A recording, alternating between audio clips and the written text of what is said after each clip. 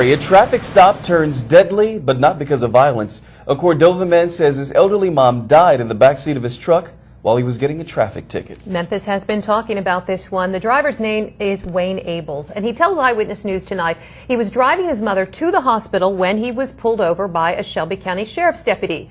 The deputy did call for an ambulance, but Abels' mother couldn't wait that long. CW30 Eyewitness News reporter Kevin Holmes spoke with the woman's son and with Sheriff Mark Luttrell about this emotional case.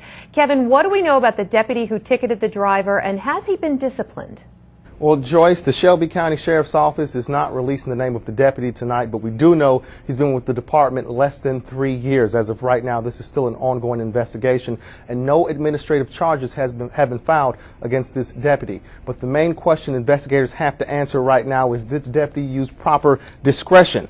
Wayne Abels says he was less than a mile away from St. Francis Hospital, which is on Germantown Parkway near Wolf Chase Galleria. That's where he was pulled over. He was pulled over because of expired tags. Abels says he asked the deputy to follow him to the hospital and write the ticket there, but the deputy declined. Now, his 83-year-old mother suffers from severe breathing problems, and Abels claims his mother died in the back of his truck. On top of that, Abels says the deputy showed no remorse. Just by the time the ambulance got there, my mom, her head fell over, and her head was resting on her walking stick in her hand about the time the ambulance got there. And that's the hard part. That's the image I've got to live with the rest of my life, and the sound to hear my mom go through that and gasp, and to know that she could have been to the hospital maybe 10 minutes, maybe more than that earlier. Situations like this require extreme good judgment, and it's very difficult to write a protocol for every judgmental type situation. So we'll take a look at it. If it's a training issue, then we'll just try to emphasize to our officers that there comes time when they've got to make some good judgment calls, and hopefully make the right decision in those cases. Just make sure when he sees his mom, he gives her a big hug and tells her he loves her, and hopes that what happened to her will never, what happened to my mother will never happen to his mother. If there was wrongdoing on our part, we want to address that. And Sheriff Luttrell says he hopes to have the investigation complete by the end of this week. Investigators right now, they're reviewing dash cam video to see if anything was done wrong and what could have been done differently, if anything.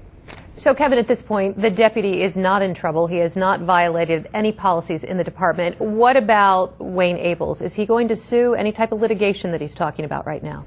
It sounds as if, as of right now, no. He just wants what happened to him. He doesn't want it to happen to anyone else. So heartbreaking. This story is getting a lot of hits on our website right now. The address is myeyewitnessnews.com.